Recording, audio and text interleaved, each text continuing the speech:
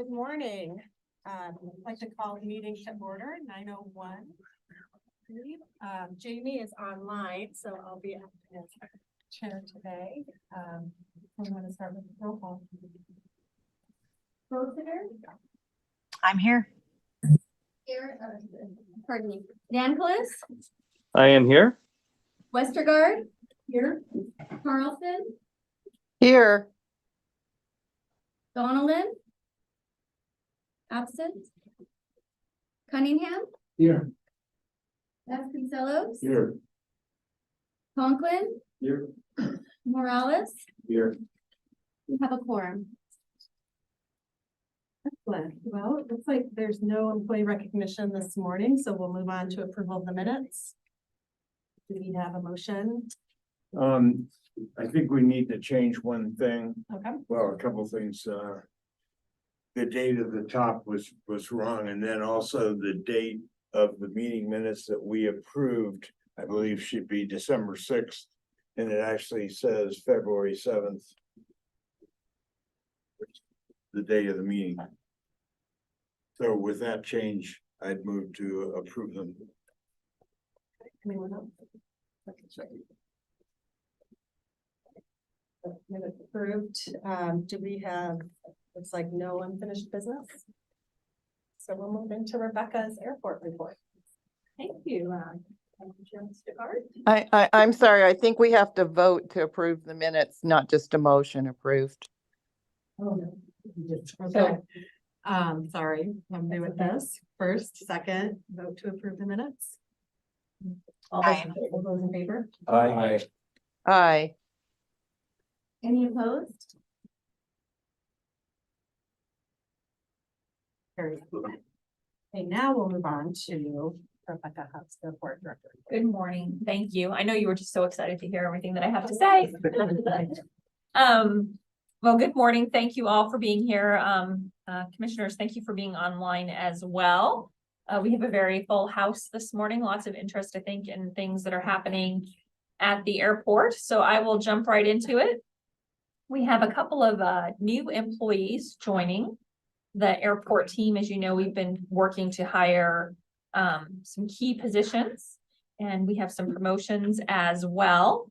So on the engineering side, many of you know Marcus. He's presented to us many times about construction and airfield updates. So he has been promoted to our program manager. So instead of being the single go-to for all of our airfield projects, he will be overseeing our airfield projects and managing a team.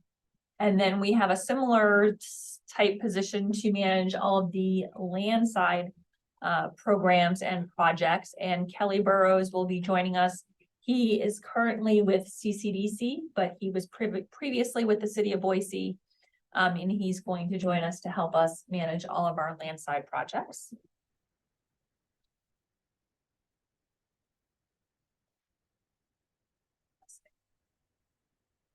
And then Curtis is actually here. Curtis, if you would stand up, I don't think people know you yet, but Curtis Calder just joined our team in February. Thank you, Curtis.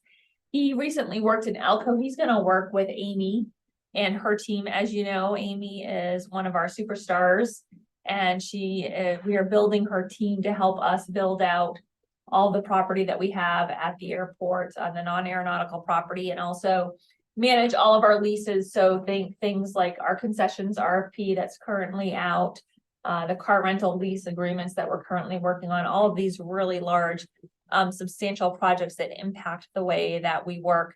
And Curtis will be working right alongside Amy on her team, helping with that. Last time we were here with you, Beth Sumner shared our progress on our request for qualifications for the terminal design. Beth is our Deputy Director of Engineering. And we talked about the RFQ that we put out. It was pending. We've since received submissions and proposals. We've received 5, and we've narrowed the field down to 4. We'll be doing interviews with 4. This project will include the Concourse A development. It will also include the renovation of B. And then we'll look at other impacts on the terminal and other improvements things that maybe we need to consider, you know, more ticket space, how we handle ground transportation, baggage handling, some of those other things. So that is moving forward. We have an aggressive timeline there. Our employee parking garage, we are so close, very excited about this new development. This will be where employees are parking. If you remember, this is actually an enabling project. So this is a project that we had to complete in order to be able to move forward with the concourse development. So we're in the final stages here. There's still some utility work that will need to be completed on the rental car parking garage before we can open this up, because it impacts the walkway. And we do want to make sure that we have a safe walkway for employees coming from this new facility through and adjacent to what will be a construction zone to the terminal. So. Okay, and this maybe does not sound like the most exciting project here when I talk about our cooling tower relocation, but all you need to do is be at the airport in a day where the air conditioning is out and it's about 106 degrees outside. This is incredibly important. This is part of our infrastructure and the building blocks for the airport. We have 3 new cooling towers that are just north of Concourse C, and this is setting us up for future success. We're transitioning to sustainable energy and also adding capacity, so that way when we bring Concourse A online, we will have sufficient capacity to do that. And Commission Chair Bosinger actually joined us for the consolidated rental car facility groundbreaking. Thank you for that, Commission Chair Bosinger. And this is a really exciting project. As we've talked about before, this is an enabling project again for the terminal concourse. We have to relocate the rental cars because where those cars are parking today is where aircraft will be parking in the future. We did the groundbreaking, very exciting. The old Idaho Transportation Department hangar has been relocated, or they've been relocated to a new hangar location on the south side of the field, and the old hangar has been demolished. And we're beginning utility work on that site. We also had an exciting announcement, adding new nonstop service to a new nonstop destination to Sonoma County. We'll have service twice a week beginning on May 2nd. This route does qualify for an air service incentive. It is a new destination for us, and one that we think our community will enjoy. So for the first time in a very long time, passenger travel was actually down 1% in January of 24. As you may recall, January of 23 was exceptionally strong. So we're not particularly worried about this. Capacity was also down in that month. So, you know, when we have fewer seats, we can expect to have fewer passengers. We think that we will see a plateau this year after very rapid and expansive growth. So we'll continue to move forward with that. I did want to touch on our top revenues and expenses. Nothing really that is surprising here to me. Most of these increases are a result of either our renegotiated airline use and lease agreement that we've talked about before, and or an increase in passenger travel and passengers using our parking and our concessions. On expenses, very similarly, we've added to our team, and both fire and police renegotiated their collective bargaining agreements. The parking management fee is down. We have transitioned to a new parking management company, so we're still waiting on invoices from the previous provider. And also our new provider is renegotiating some of the contracts that we had for things such as snow removal, maintenance of our equipment, some of those things. Chemicals, that's the chemicals that we use to for de-icing for snow removal. We usually purchase them about once a year, but this was to resupply our chemical supply. That's up. Power is up slightly. That's just an adjustment. And then on the plumbing and engineering, our fleet management, again, that's an internal and just an internal accounting. Moving on, every quarter, I share with you a little more detailed information about our capacity trends and how we compare to our peers. You can see that capacity is, and this is, by the way, for the year ended September 2023. So this is a year in review, but this is the latest quarter that's available. So capacity, excuse me. Capacity was up 8%, passengers were up 10%. So obviously that leads to an increase in load factor, which is how full the airplanes are. That's one of the key metrics that the airlines look at. These are our top origin and destination markets. They remain pretty stable. 11 of the 20 markets had increased passengers, and Vegas, of course, had the highest increase because of new service in those markets, in that market.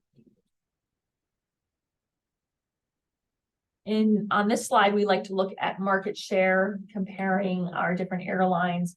Alaska continues to have the highest market share, followed very closely by Southwest and then Delta. Again, this is very good for our community because it shows that we have strong competition and we do not have a single dominant carrier. So passengers have choices. Then seats per capita. This is a comparison of the number of seats available in our market to the total people who live here. So we have a very high seats per capita compared to our peer markets. Spokane, Charleston, and Reno have higher seats per capita, and we're well above the average. On the origin and destination markets, in airfare comparisons, Boise is the second highest in terms of number of origin and destination passengers. And our airfare is considerably lower than our peers. We're not the lowest, but we are well within that range, fourth lowest average fare. And then when we look at year over year comparisons, I really like to focus on a couple of things. The number of nonstop destinations, which didn't change during this time frame. So we're not ahead nor behind. And then when we look at the origin and destination passengers compared to the seats, so capacity, which is the number of seats, those were up 8%, passengers were up 11%. So that's showing to airlines that as they add capacity in our market is responding with passengers. And then again, the load factor, this is a very important metric for our airlines. You can see back in 2020, our load factor was in the 50s, which is not good, but that was, at the height of the pandemic. And then our load factor has been very strong in the mid to high 80s. And then when we look at our forward-looking schedule, again, really the key is the number of seats. Flights are important because it tells us the frequency, but really seats is what drives capacity. So you can see that in January and February, seat capacity is down. We're projecting an increase in March and up to a 16% increase in June. I'll believe it when I see it. The airlines do tend to adjust the schedules as they get closer. Remember, this is as of the end of 2023. So we do see some steady increases in seats in March, April, and May. June is a little bit far in advance to tell. But that concludes my report, and I am happy to answer questions. On the load factor, it didn't look like there's numbers for Alaska. Unless I missed it. Oh, it's probably not, probably just got cut off from the diagram. We'll have to send it to you. Okay. Thank you. Any questions? Online, any questions for Director Hub? I do not see any hands raised. Okay, great. Well, then we'll move into commissioners' comments. Start with Jordan on the end. Sure. I'll just mention, our council presented council priorities, last week. In our work session, and one of those items that was shared with all of us during that presentation was commitment to supporting airport expansion and the direction that's moving forward. So happy to report back on that.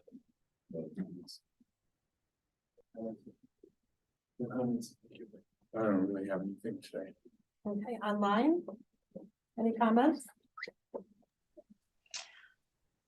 Hello from Portland. I don't have much to report today outside of a foggy Portland morning. Thank you for allowing me to be online. Hello, this is Meg, and I'm calling in to you from Austria, Vienna, where it was beautiful, sunshiny day, 60 degrees. And I look forward to being back with you in person in April. Excellent. Madam Chair, this is Garrett. First, Greg, I love Foghorn Leghorn. I grew up with him. So thank you for sharing that with us each time.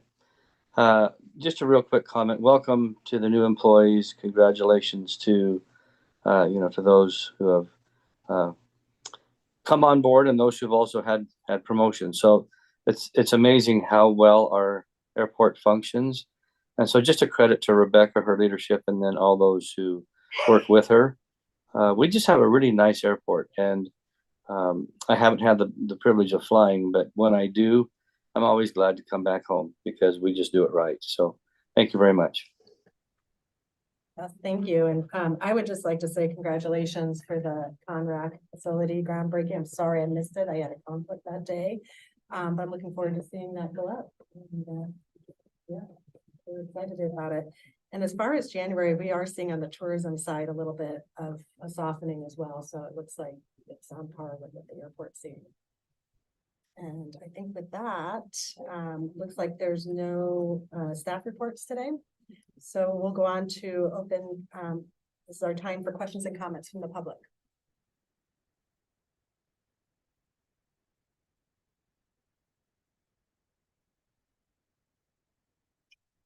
There's some chats that, is there anything in chat? I don't see any entries in the chat or.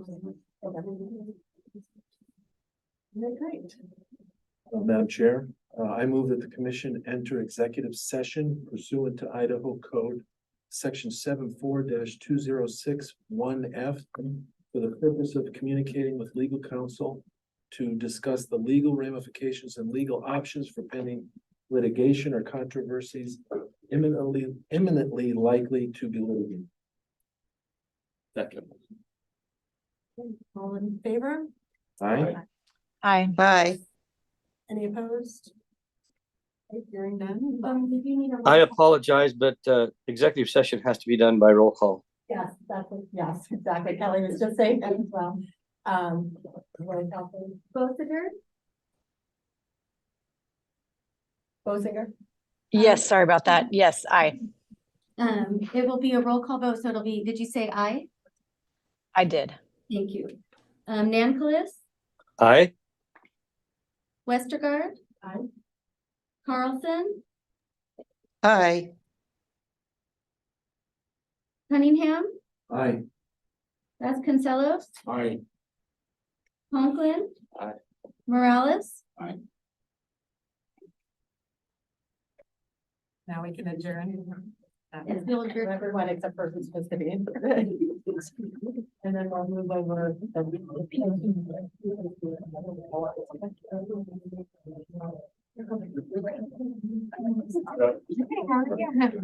Yeah.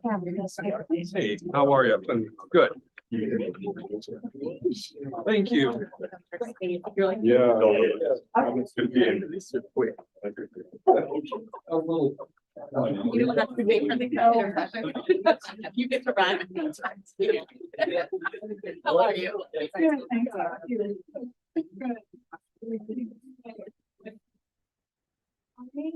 Yeah. Listen, make sure, and then. So-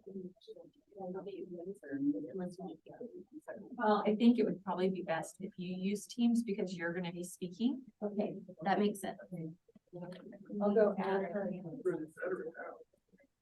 So Rebecca, are you guys leaving?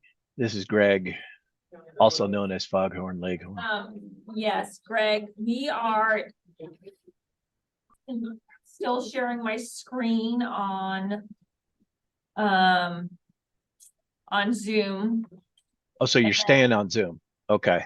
I thought we had to, and I was under the impression you were gonna Yeah. turn off the microphone and the camera for the room. Yeah, you guys will have to mute it in the room. I can mute it here, but then I can't turn it back on. So is Jerry or one of the guys around? I will make sure that Okay. Amy's gonna go grab Michelle and make sure we have Jerry. So if you turn it off, can we turn it back on? You guys have to turn it back on. I cannot from here in Yeah, Boise. But if at you turn it City off, Hall. we can turn Yes. it on. Okay, Yes. so if you would turn it off, then we'll be good. Okay. And then We're I in will. Teams. Yeah. Oh, you guys are going into Teams. Okay. Yep. All right. So I will mute the audio and I will also stop your video. You guys will have to turn it back on. All right.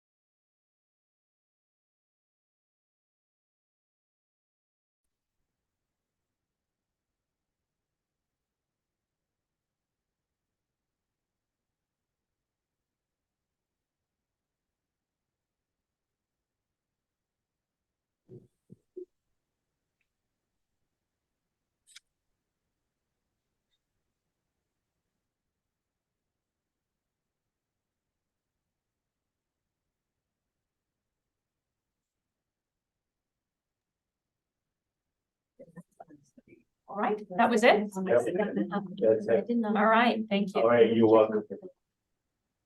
You want me to, I'd like to make sure.